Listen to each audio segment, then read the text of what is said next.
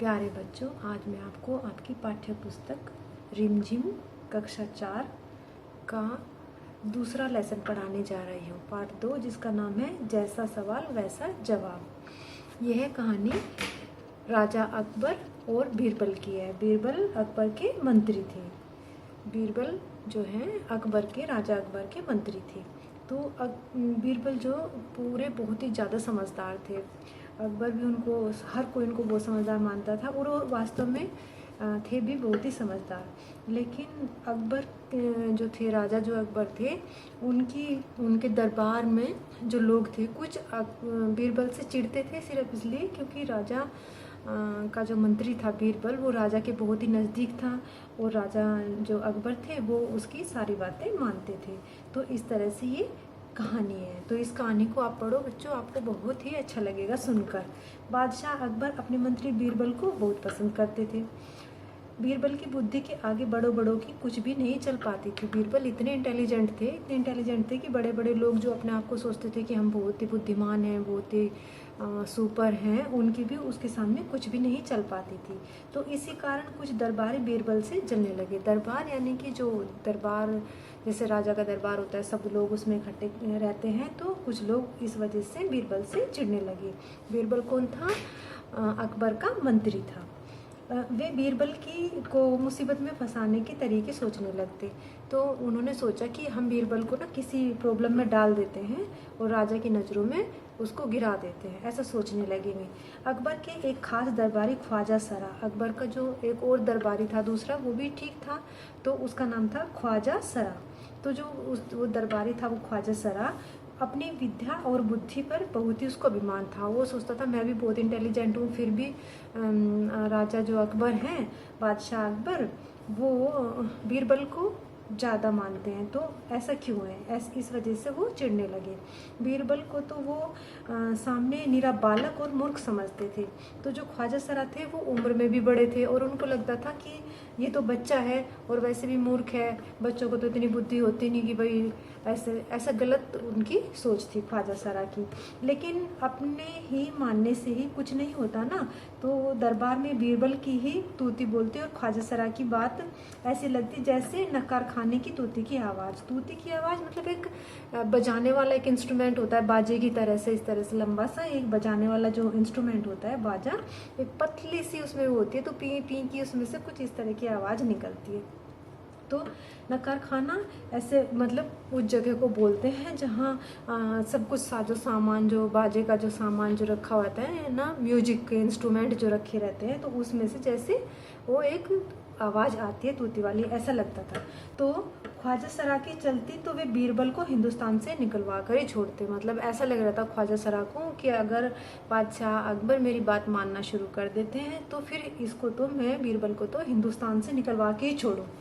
एक दिन ख्वाजा सरा ने बीरबल को मूर्ख साबित करने के लिए कुछ सोच विचार कर कुछ बहुत ही मुश्किल से प्रश्न सोच लिए। तो एक दिन ख्वाजा सरा ने सोचा कि अच्छे से प्रश्न पूछूंगा, ये तो बच्चा है, इसको कैसे पता चलेगा।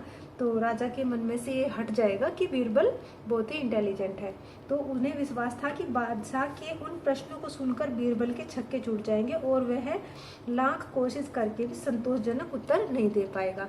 ख्वाजा सरा को ये लगता था कि जब बीरबल मेरे इन प्रश्नों को सुनेगा तो उसको तो चक्कर ही आ जाएंगे, सोचेगा ये क्या पूछ लिया, अब इसके आंसर कहाँ से दूँ। तो ऐसा करने से जो है आंसर नहीं दे पाएगा और राजा जो है बादशाह अकबर वो सेटिस्फाइड हो नहीं पाएंगे। तो उनका डाउट क्लियर हो जाएगा कि भाई जो बीरबल है वो इतना इंटेलिजेंट नहीं है जितना कि मैंने सोचा था।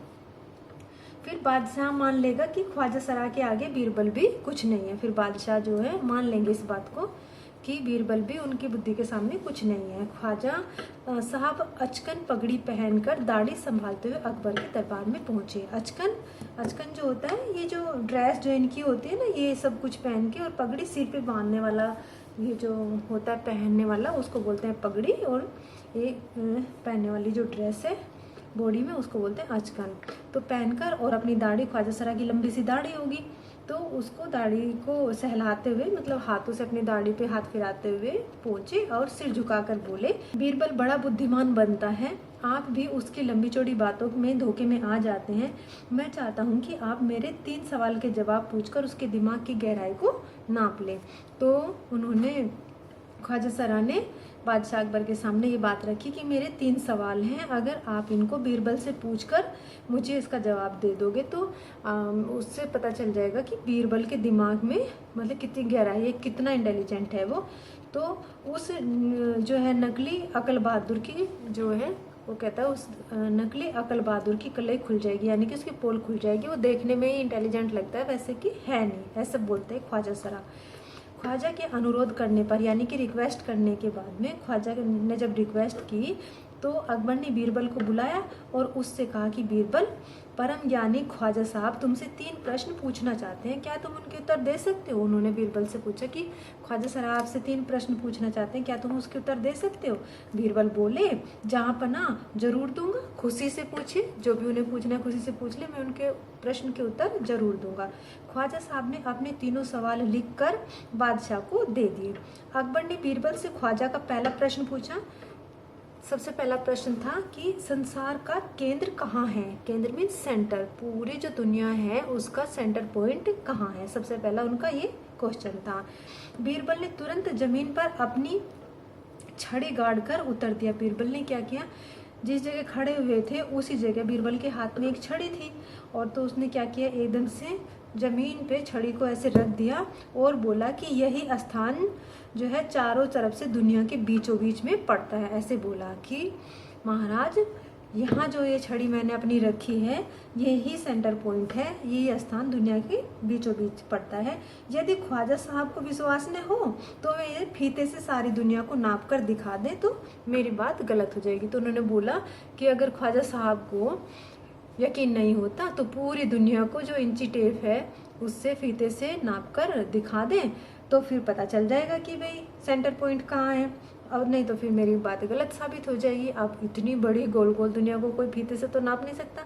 तो जैसा सवाल था कि सेंटर पॉइंट कहाँ है, ऐसा ही बीरबल ने उनको जवाब दे दिया। अकबर ने दूसरा प्रश्न किया, आकाश में कितने तारे हैं? तो दूसरा प्रश्न क्या था कि आकाश में कितने तारे हैं? बीरबल ने एक भेड़ मंगवाकर, भेड़ और बकरियां होती ना, तो उनको भेड़ को मंगवाकर कहा कि इस भेड़ के शरीर में जितने बाल हैं उतने ही तारे आसमान में हैं। तो बीरबल ने बोला कि इस भेड़ के शरीर पे, इसकी बॉडी पे जितने भी बाल हैं ना उतने ही आसमान में तारे हैं। ख्वाजा साहब को इसमें भी अगर थोड़ा भी डाउट हो, थोड़ा भी संदेह हो तो भेड़ों के बालों को गिन कर देख ले और तारों की संख्या से उनको मिला ले, उनसे मैच कर ले। इसके बालों को भी गिन ले और जितने तारे हैं उनको भी गिन ले और दोनों की संख्या को आपस में मैच कर ले। और अब अकबर को तीसरा सवाल किया, संसार की आबादी कितनी है? तीसरा सवाल क्या था, संसार की आबादी कितनी है? आबादी मीन्स जनसंख्या, ये जो पॉपुलेशन है ये कितनी है? तो बीरबल ने कहा जहाँ पना, मतलब राजा को जो है ना अच्छे से सम्मान देने के लिए बोलते हैं जहाँ पना। तो संसार की आबादी पल पल घटती रहती है। वो कहते हैं कि संसार में जो जनसंख्या है वो पल पल घटती रहती है, कभी कोई मर जाता है, कभी कोई मर जाता है, ऐसे करके कहीं कोई मर जाता है, इस तरह से पल पल घटती रहती है। और पल पल जो है बढ़ती रहती है, कभी किसी कितने सारे बच्चे इतने दिन में जन्म लेते हैं तो कभी कहीं कोई पैदा हो जाता है, इस तरह से जो है वो घटती और बढ़ती रहती है। क्योंकि हर पल लोगों का मरना जीना तो लगा रहता ही है, इसलिए यदि सभी लोगों को एक जगह इकट्ठा किया जाए तभी उनको, बीरबल ने बोला कि इसलिए संसार के सारे लोगों को अगर एक ही जगह इकट्ठा किया जाए फिर उनको गिनकर उनकी ठीक ठीक संख्या बताई जा सकती है। अब इतने सारे लोग तो एक जगह इकट्ठा हो नहीं सकते कि पूरे वर्ल्ड के लोग ही एक जगह इकट्ठा हो जाए। तो बादशाह तो बीरबल के उत्तरों से संतुष्ट हो गया। अब बादशाह तो संतुष्ट हो गया, उसने जो जो भी आंसर दिए, क्योंकि ना भेड़ों के बाल गिने जा सकते, ना लोगों को इकट्ठा किया जा सकता और ना ही पूरी पृथ्वी को कोई फीते से इंची टेप से नाप सकता है। तो इसलिए बादशाह तो संतुष्ट हो गए उसके सवालों के जवाब सुन के। लेकिन ख्वाजा साहब नाक मुंह भौं सिकोड़कर ऐसे गोलमोल जवाबों से काम नहीं चलेगा जनाब। वो कहता है कि ऐसे जो गोल गोल आपने जवाब दिए हैं बीरबल, इन जवाबों से काम नहीं चलेगा। बीरबल बोले तो ऐसे सवालों के ऐसे ही जवाब होते हैं कि जैसे आपने सवाल किए थे, जैसे आपने क्वेश्चन किए, ऐसे ही इनके आंसर है। तो ऐसे क्वेश्चनों के तो ऐसे ही आंसर होंगे ना। पहले मेरे जवाबों को गलत साबित कर दीजिए तब आगे बढ़िए। उसने बोला कि अब जो भी मैं ये क्वेश्चन आपको जो भी मैंने आंसर दिया है इन सभी आंसरों को आप गलत साबित कर दिए, उसके बाद ही आगे बोलिए। तो ख्वाजा साहब वहाँ से फिर कुछ बोलते उनसे नहीं बना और चुपचाप वहाँ से जो है खिसक लिए। तो ये था आज आपका लेसन, जैसा सवाल वैसा जवाब। अब हम दूसरा चैप्टर अगले वीक पढ़ेंगे।